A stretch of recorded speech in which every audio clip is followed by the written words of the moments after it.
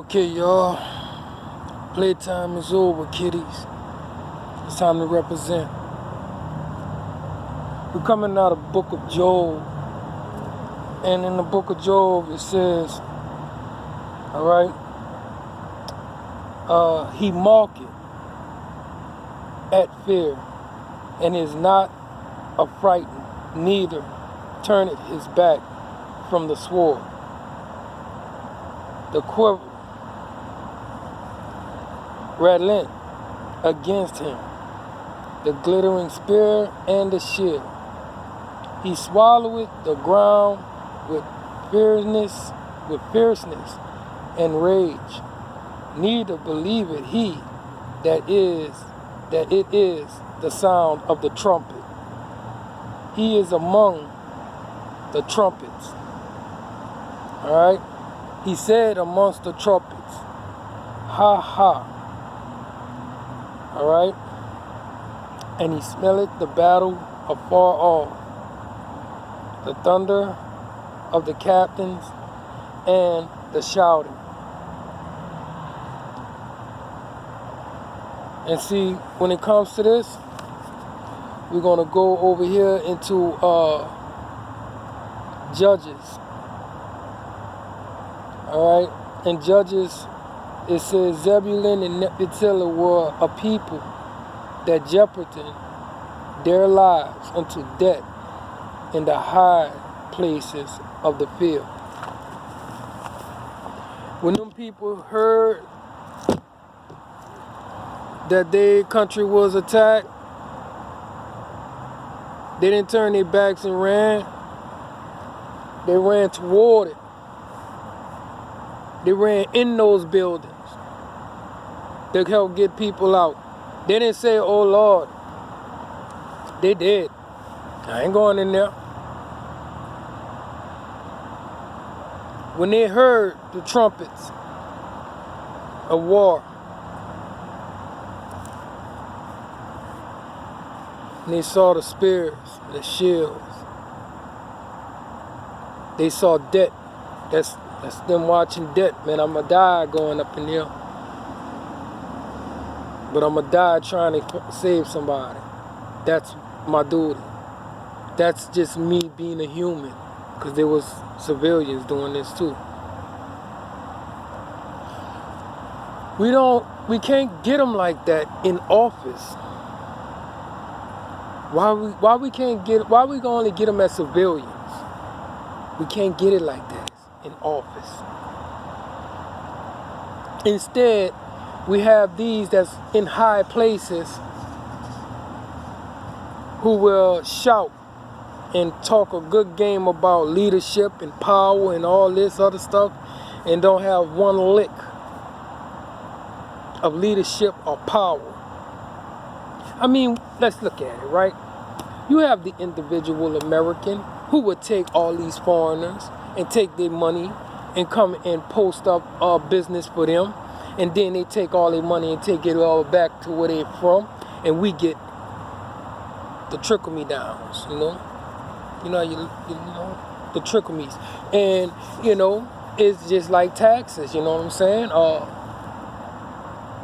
This stuff is made in China. It's for this one dude. This one dude slapped $20 on it, but it's $2.20 in taxes. That's what the state gets. That stuff adds up, yeah. But just a picture of the jobs were in America. It was in America. See, individually, you're going to get rich. But America is going to stay poor. That's not enough to really actually keep America afloat. America is actually hanging on a thread. There are beggars. America is begging. Why you think we are in debt? We can't even pay off our debt. And we constantly allow these people that call themselves Americans to take these jobs across seas, not try to fix the infrastructure that they have torn down throughout the years. When it came to the drug epidemic and the drug wars and all that type of stuff, that kept America busy while they sat there and got rich doing a lot of illegal things. It was just one big alibi. You know what I'm saying? Here are the criminals. Yeah, the people that you will not let work, cannot get a decent education. I mean, come on, right? At first it was slavery. We couldn't even read. Them people couldn't read. They would get whipped to death if they ever caught reading, because they knew the power of reading. Power, knowledge is power if you know how to use it right, with wisdom. But then, after slavery, you know, the people went and fought for their freedom, because ain't nobody freed them. They freed them. They freed themselves by fighting. But then segregation kicked in. You know what I mean? And then when they were trying to build schools and everything, they took and went burnt their schools down and killed the teachers and the preachers and all that type of stuff. They kill off all the strong, and they will supply all the weak. Basically, you dig? And after all them years of beating up and killing the real leaders of God and real leaders of human beings, when it comes to anybody of color, we are left with a bunch of water whipped suckers. See, we have a leader that calls war heroes suckers. I call spineless people who run out on war suckers. You ran from your, you know, what they call that, draft. You ran from it. You and a bunch of your little rich buddies. But then you threw a Muhammad Ali in jail because he's like, man, look, it's against my religion to go to war. You know what I'm saying? But you want to call people who fallen soldiers, suckers, losers? Bruh, you know, I don't know what I can't really, I don't know what else to say on that part, but the deal is that after segregation, that's when the crack cocaine epidemic hit. And now you got a bunch of kids that can't control themselves because they're so full of the chemicals that's in their neighborhoods. Drive-bys in the schools, shootouts in the schools, chemicals. One academic after another, keeping the education out of the heads of people, and now look at the world. All that conniving and backstabbing and all that stuff towards your own country.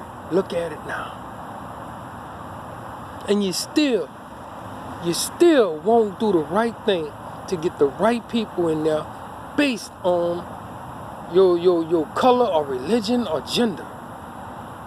I salute Buttigieg. I salute him. Because see, it's not about being gay.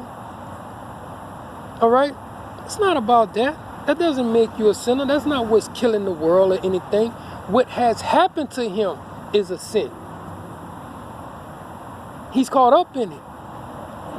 I'm here to let him know that God forgives you for what this world done to you. Now, it's up to you to ask God for forgiveness as well.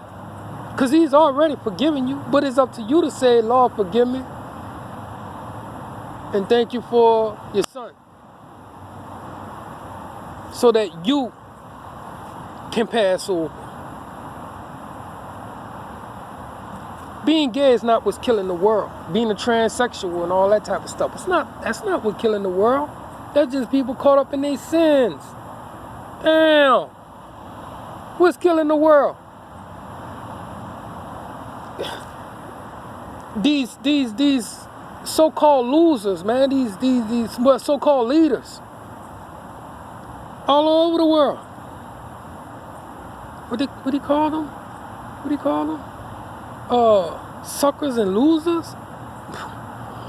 You know, bro, if it wasn't for kids watching this, you know, whatever, that's if they even get a chance.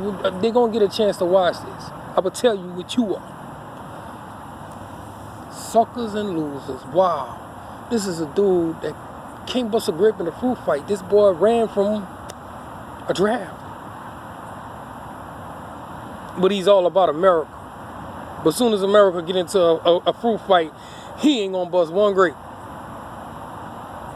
He the one that sits in the high places and let everybody else do the work. He ain't never was on rock bottom to build up. Never. Instead, he stood on top of everybody that was at the bottom and build up.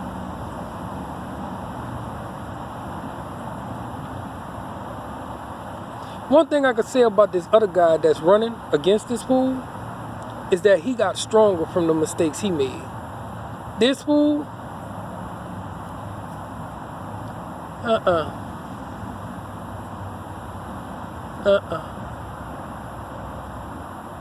he don't get stronger.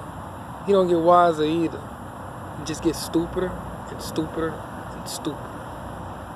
May the angels say amen. Let the world say word.